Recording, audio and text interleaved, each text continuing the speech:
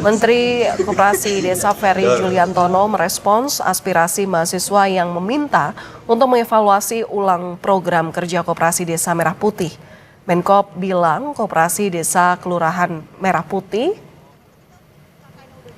demi menggerakkan ekonomi produktif di desa. Beberapa penyesuaian dibuat pemerintah, yakni pembatasan jumlah bangunan koperasi hingga 40.000 unit, hingga penetapan standar kualitas koperasi berdasarkan keuntungan atau profit.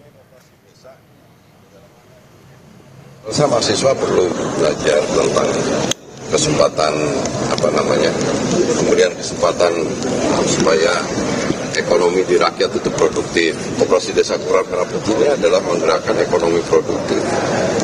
Rakyat menjadi pelaku. Masa mahasiswa nggak setuju dengan itu? Yang nggak setuju apanya? Kan butuh badan usaha, butuh ekonominya bangkit.